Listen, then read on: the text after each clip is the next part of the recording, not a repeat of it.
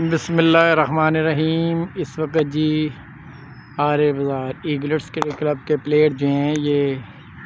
catch practice के लिए ground में जो हैं ये मौजूद हैं और इधर जो हैं ये अली खोकर जो हैं बच्चों को प्रैक्टिस कराने के लिए,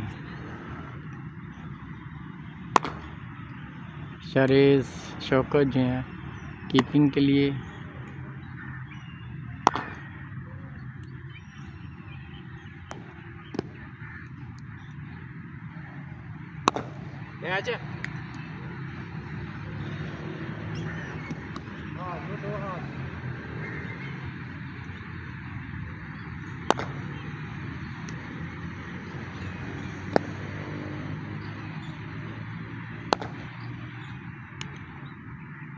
एक हाथ में दो